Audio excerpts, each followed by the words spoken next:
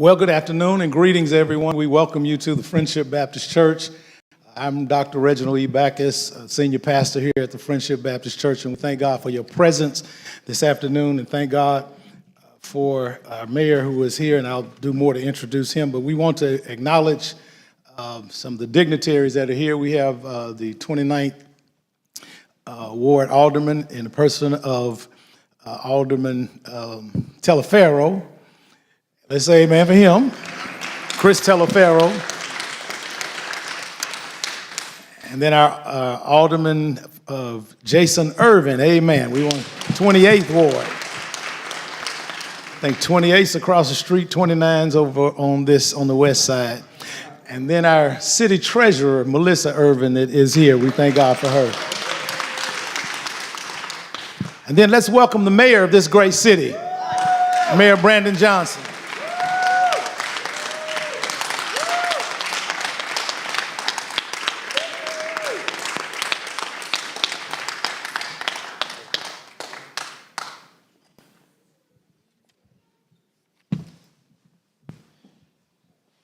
Wow. This is the mic here? Okay. The last time I was set up like this, I was testifying before Congress. But I'm so glad to be in front of the saints, though. Because I can tell you that committee, I don't know how many of those folks in that committee were saved, Pastor Backus. Not many.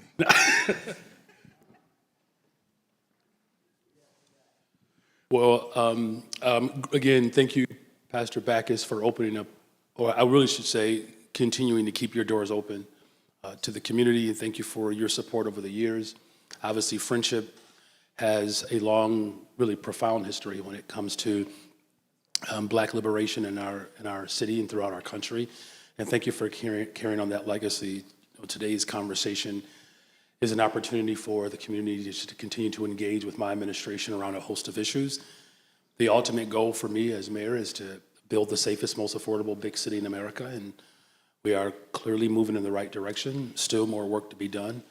I'm also grateful finally to have partners, both our chairs Taliaferro and Irvin, and of course our city treasurer, Conyers Irvin, and really to the community. It's such a great day whenever you can do work right in your own community, which everybody knows that the west side is the blessed side. And the best side. And the best side. And I know the Irvins represent and live in Garfield Park, but come on, Alston. Alston in the house. Well, Mayor Johnson, we certainly thank you for your diligence and your commitment and the work that you're doing in our city. And we have just some questions that we want to pose and allow you to respond. First question is, how has your faith influenced your leadership and decision-making during your time in office? Well, thank you for that question. The first thing that always comes to mind about the role of government, and particularly our assignment in this season, is that the just shall live by faith. We don't walk in fear, right? We don't succumb to that ideology or formation. Growing up in the church, I learned early on the role that our faith has in delivering quality services for people. It's the faith community that really continues to open its arms during every single season, regardless of which political enterprise, if you will, is in effect. And, I think the scripture that I rest in every day is Matthew 6:21, that our treasure and our heart have to be aligned. And if we really believe, and I do, that wealth, and particularly wicked wealth, is really ours. It's just being stored. And I have found those storage cupboards, and we're going to make sure that we deliver those to the people of this city. Amen. Thank you. Second question, every category of violent crime in our city is trending down. Come on, say that again, Pastor. Can I get a witness? Should I put my preacher voice on? Every category of violent crime is trending down, which is great news for our communities. What do you feel has been the key to this progress, and how do you plan to continue this momentum moving forward? So let me just say, the issue of violence in this city has plagued us for decades. And unfortunately, we have not had a real consistent, committed effort from administrations to ensure that we do the things that work. My theory is pretty straightforward and simple. The safest communities in America have one thing in common: they invest in people.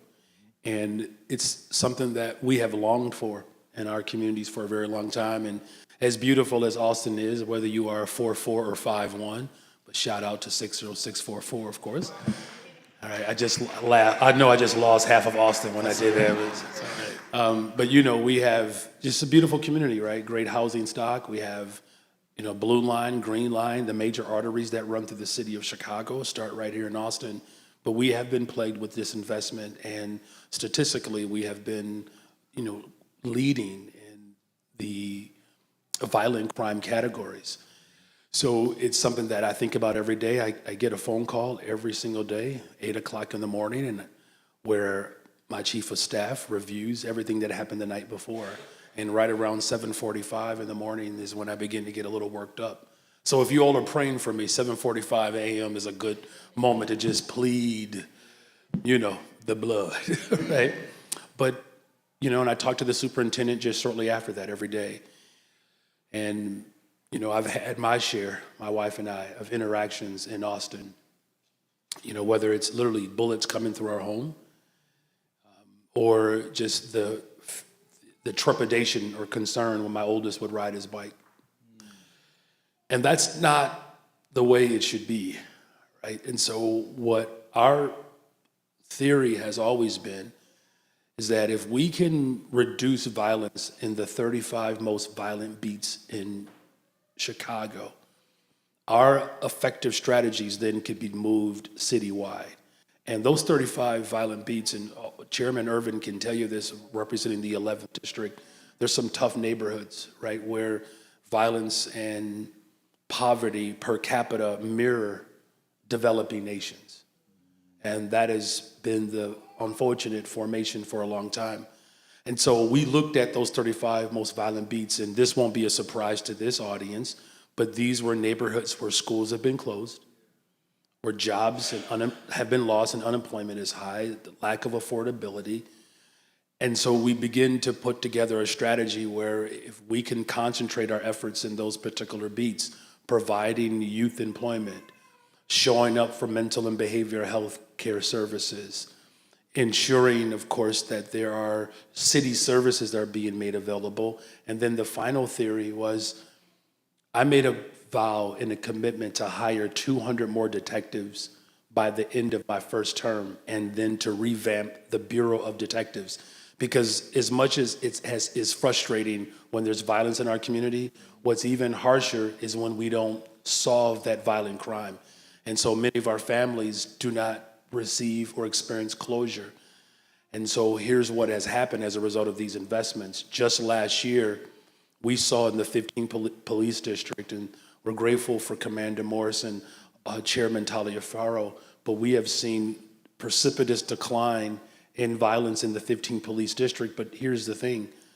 The Austin neighborhood had the highest amount of young people for summer jobs last year. So we saw almost 1,700 children just from the Austin neighborhood. And just for the record, I don't want anybody to believe that I had a special hand in that. I don't need any more investigations from the Trump administration. But I don't apologize for 1,700 children from Austin being hired. And so we see that as a direct correlation. Also, Chairman Irvin, we reopened or provided mental health services right out of the Legler Library, right? So individuals who are experiencing behavioral mental health crises, there's hope, right? And, I will just say for our Detectives Bureau, just this year alone, I believe we have cleared 81% of the charges that have been brought against individuals who are harming our community. So we are increasing the response in terms of how we show up for victims, but we're also making these investments in the front end. Many people said that it would take too much time for my policies to take root and you see decline in violence. And I've told them from the very beginning, it's not about time, it's about commitment. And as long as we're continuously rolling up our sleeves, we've seen yet another decline of violence in Austin this year, where violent crime is down 24% as a whole. Thank you so much. And the next question is along that same vein. We're seeing historic improvements in safety across the city. And so how are these public safety strategies being shaped by community voices and local partnerships? Yeah, that's a great question. So when we implemented our people's plan for community safety, we made the case that we have to look at where the people live. So it's the place-based and people-based, right? And all of that has been centered around community engagement, community participation, and community involvement. And so we just recently in the 37th Ward hosted one of our Take Back the Block initiative, where we literally are going block by block to provide all of the amenities that our neighborhoods deserve. So when I was on the block last week in the 37th Ward, right across from is that not Hay Elementary? I can't remember the name of the school, on Laurel there. Howe Elementary, sorry. There was a need to replace the lights so that we had just better lighting there. I believe we just secured that and got that done last week. Just some of those basic amenities, trimming trees. If there are abandoned buildings, board them up so that they don't become hazards, right? And so these were just many different just feedback from the community of how we can show up. And then it was also a matter of what opportunities do we have with the city and outside of the city. And so individuals on the block would Take Back the Block initiatives. People were getting hired on the spot by some of our corporate sponsors and leaders in this city. The bottom line is this: in order for us to really have safe communities, and we're heading that right direction, we still have a lot of work to be done. We have to show up and meet the needs of everyday people. And that's really what is shaping my response. Having raised my family here in Austin, teaching in our public schools, I know the experiences that our people have had to endure over the course of decades in this city. And the last thing that I'll say is the area that we don't give enough attention and credit to in terms of how the community is shaping our community safety response is how our CVI workers are showing up every single day on the west side of Chicago. These are individuals who in some cases, in many cases, have been justice involved. And so these community violence interrupters, workers, are literally working in some cases from 10 p.m. to 3 a.m. I'll just offer this up to us as my neighbors. Thursday through Sunday, 10 p.m. to about 3 a.m. That's when it goes down in the city. Like I've literally rolled up my sleeves, and it's not just where does the violence happen, what kind of violence is happening, and what time is it happening? Because we have to be strategic in terms of our deployment. For too long, we've just had this general sweep of ideas that don't get at the root causes, or they don't identify where the trouble is. Our people know where the trouble is. And so when I'm talking to our communities, we know exactly the greatest or the most likeliest time of when violence takes place, where it takes place, and what type of violence is being moved. And it's that type of community involvement, actually listening to people. Let me say this last thing. Things do not have to be perfect in order for it to work. And if you just need a witness, just ask my wife, who's been married to me for 27 years. Our city treasurer got an extra amen there. She was like, I know what she's talking about. But in order for it to work, we have to strive towards perfection. And so we cannot settle in this moment, you all. When I ran for office, let's just be real. People said that there would be blood in the streets. They said it was going to take too long. That Mayor Johnson, or the candidate at that time, Commissioner Johnson, is not recognizing the severity. In April, we had the lowest amount of homicides in an entire month of April since 1962. The Memorial Day weekend was the least violent in 16 years. 32% reduction in homicides, 38% reduction in shootings, 38% reduction in shooting victims, 34% reduction in robberies. It looks like we know what we're doing, and what we know is listening to the people of this city. That's how we build the safest, most affordable big city in America.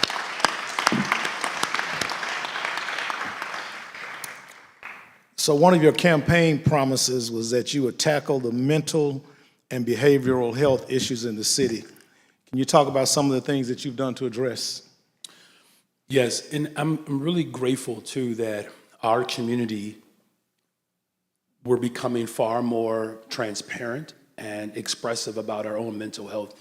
And I know, Pastor Backus, you have counseled many people over the years, and the severity of our trauma in our community, it gets overlooked. Do you know that when the military of the United States of America is preparing for war, the doctors that they're going to need overseas, they train them in hospitals in our community?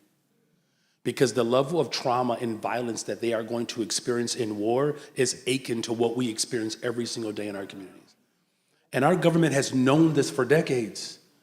And you know, one of the things that is especially frustrating to me is that when people gloss over our trauma, look, we know we have people in our community where we have to help them get themselves together. But let's stop acting like we don't know how we got this way. And you know, and look, I'll be the first to tell you, I was raised by a man, he's 82 years old, a man of his generation. My father didn't start liking kids until I had them. The way he smiled at his grandkids, I don't even know that dude, right? And so he had low tolerance and high expectations. Low tolerance and high expectations. And I understand the value of that type of rearing. But I also had an older brother that had untreated trauma and died addicted and unhoused. And he was on the altar. My father was a pastor, on the altar every Friday night, played the saxophone, could lead a choir, and was traumatized and was terrorized and never got a chance to say it hurts. Now, juxtaposition to my daughter, who's now 11. About 5 years ago, we're in the back and forth, Pastor Backus. I'm in an argument with a 7-year-old little girl, which means my black card was really in question, right? She interrupted the conversation and said, "Dad, you are triggering me." I know. Now, I wonder if the uncle that she never met had the nerve or the confidence to say, "This don't feel right," would he be alive today? And I'm confident he would be. And so that's why it was important to reopen the Roseland Mental Health Clinic on the far south side of Chicago, to reopen the mental health clinic on the lower west side in Pilsen, to make sure we are expanding mental and behavioral health support services at the Legler Library. And then we expanded the CARE program, the Crisis Assistance Response Engagement Team, which means when mental health crises are occurring, instead of police officers showing up, a trained mental behavioral health crisis worker shows up to that scene. And when those workers show up, it frees up law enforcement to do the other things. We are asking police officers to do everything. They're showing up to be social workers, counselors, right? Marriage counselors. And how about we do something that's novel? Let's let police do policing and mental health workers do mental and behavioral health work. That's great. So more work to be done. This program has not been perfected. In fact, there are many things that we have to continue to work through, but I'm committed to doing that in honor of my older brother, to make sure that other families who are experiencing trauma, that there's somewhere for them to go to get treatment. We certainly appreciate your efforts so far. With so many promising investments being made, what can we do as faith leaders and residents to make sure these gains and the resources behind them don't disappear in the next few years? Talk to Jason and Chris right now. So let me just say, the representation that we have with both chairs, Talia Faro and Irvin, it's the benefit of having sage wisdom, but two big brothers who've been at it. You know, they've gone through a couple of administrations. And look, I'm going to put forth a budget that reflects the values of our communities. We're going to work through and find as much progressive revenue as possible. We're going to find areas in government where we have to be more productive, right? Because there are areas where we can be sharper, because I don't want money wasted or lost.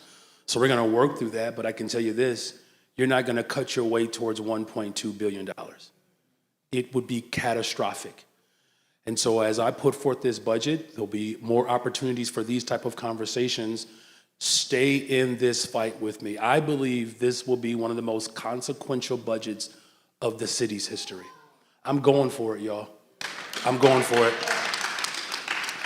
Because the ultra rich in this city, in this state, they have not paid their fair share. When billionaires pay the same tax rate as a bus driver, that's a moral problem in our society. We just saw the President of the United States of America shift the greatest concentration of wealth into the hands of the ultra rich in our nation's history, which includes free labor. When you think about it, it was Justice Brandeis who said that we have to make a decision as a country. He said this back in 1921. He said that we could either have a democracy or we can have wealth concentrated in the hands of a few. He said, but we cannot have both. So the city of Chicago, we are in a position to not only protect this democracy and continue to do the necessary work to evolve our democracy, but this is really about protecting our humanity.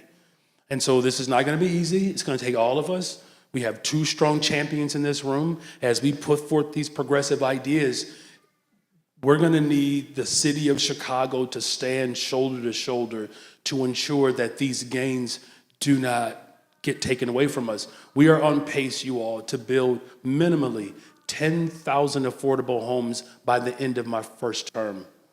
We are 10,000, right? We have this incredible missing middle program where owner-occupied development is happening on large swaths of vacancy, where developers are creating owner-occupied units where you can live in and rent. The cumulative wealth of Black folks in our city is zero. Black folks in the city of Chicago are waking up every day barely breaking even. It's the song that I know we all remember growing up listening to, The Wiz, You Can't Win. You can't win, child, and you can't even get out the game.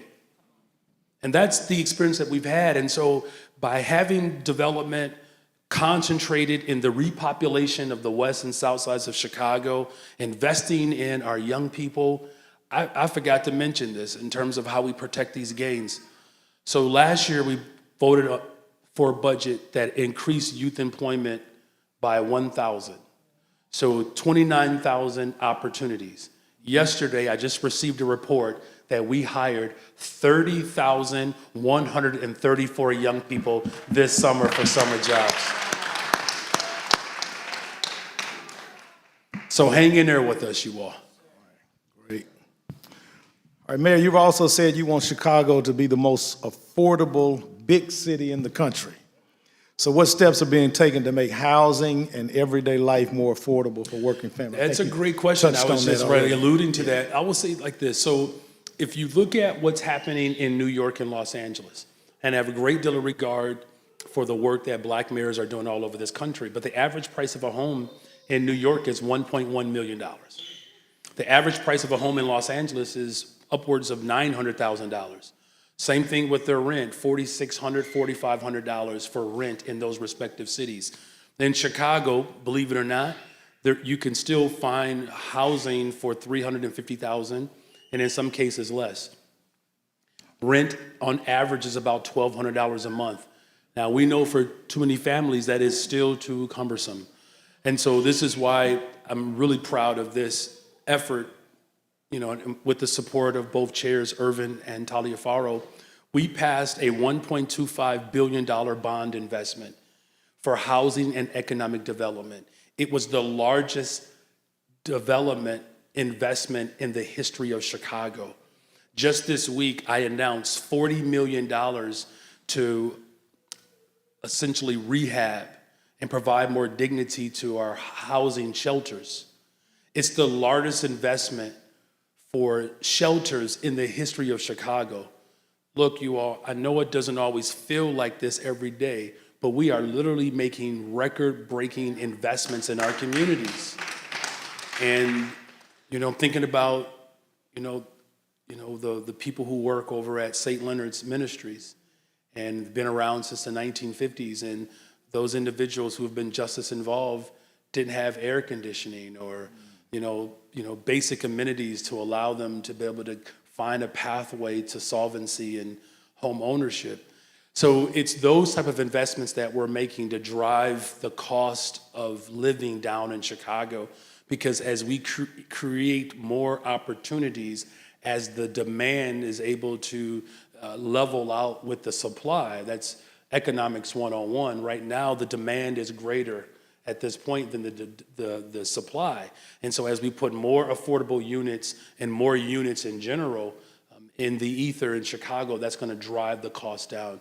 And again, we're going to need support from everybody in this room to ensure that we can keep those investments alive. Amen. Thank you so much. We're running short. We've got about 15 minutes left, so we want to take questions from those that are present. They're in no particular order, so I'll just read them as they And the were first given. one is for Alderman Taliaferro. So the question is, why are funds from HUD that were designated to help West Side residents recover from the flood of 2023 being taken and used for infrastructure? It's a great question. So first of all, when I first was sworn in, if you remember this, Pastor Backus, we had the wildfires in Canada, the smoke was coming in, and then we had this, huge flood, buses coming in from the south. And my wife looked at me early when this was going on, and she said, look, honey, if the locusts come, somebody needs to repent. It was so much coming in at that time, it did feel a little overwhelming. And all of the victims who experienced the flooding was just horrific. So we had to enact right away to get street and sanitation and some other partners to help people clear their basements out. We did secure the funding from HUD. The challenge we have is that we have two challenges. One, there are some restrictions of how those dollars can be used. And two, there are some infrastructure needs that we have to address so that this doesn't repeat, right? We have not had any redevelopment in terms of our infrastructure underground in over 100 years, right? But here's what we have done. We are going through the process now where we're reviewing the dollars that we have been able to earmark to go directly to the victims so that they can start on their pathway to repair. Look, I'm frustrated like everyone else. Whenever you're dealing with the federal government, it is not always easy to be able to move those funds exactly the way we would want them. And certainly it's not always as expedient. But that process is ongoing. We just went through the latest review of the initial dollars that will go into the hands of the people who will help families repair their basements. And that review process we have to make a few adjustments as we have to make some corrections to it. But we have to deal with the infrastructure challenges, you all, without addressing the infrastructure needs. Clearly, climate is changing.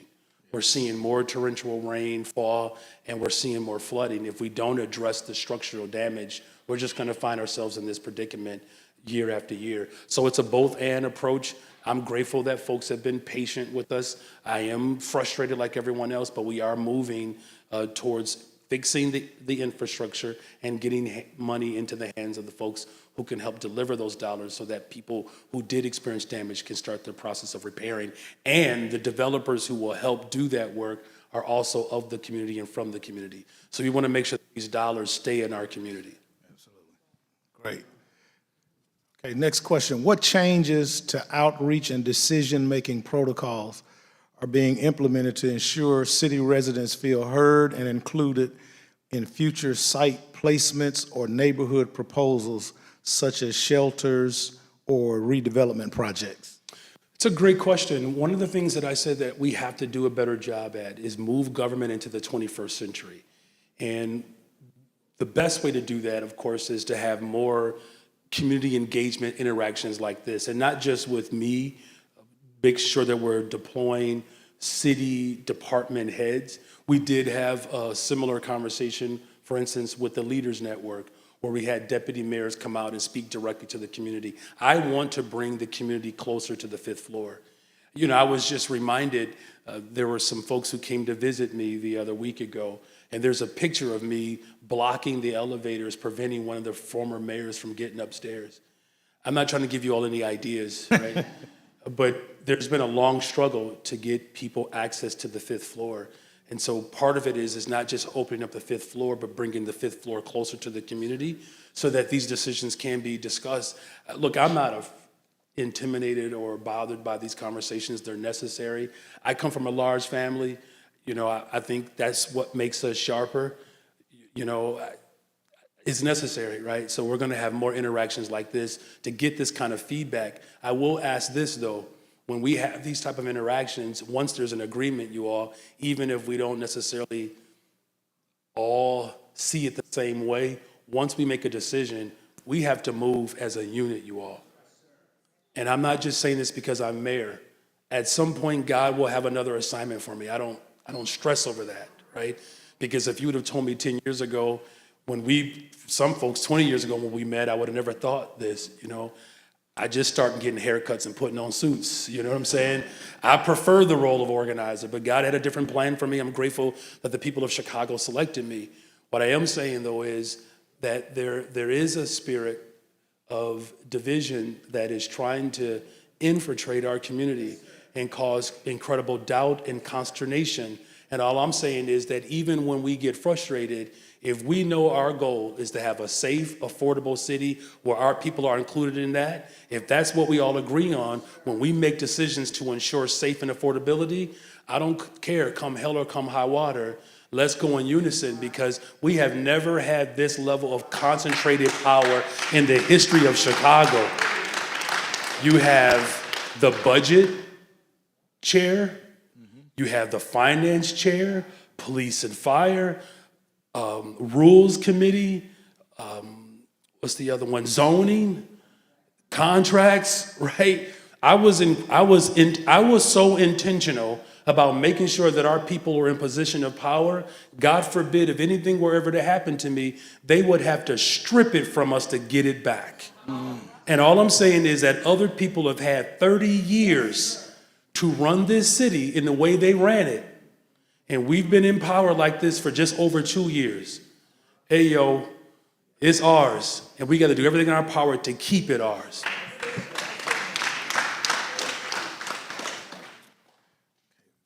This is I think, a budget question. 770 million CTA deficit, 734 million CPS deficit. When you see numbers this high, it seems to be an issue of nonfeasance, misfeasance, or malfeasance.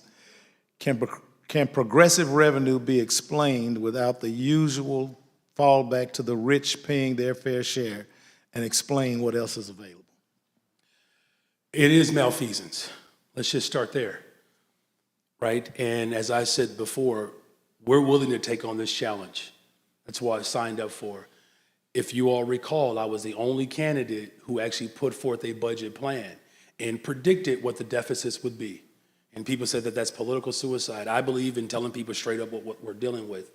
And remember when our schools were closed and they said that was going to fix our budget? Mm-hmm. Wrong. When Mayor Harold Washington was working to fund CTA, they tried to take power from him then. And the CTA was underfunded then. This isn't new. CTA and CPS has always been underfunded. And the only time in which they tried to take control of both of those entities when black men were running them.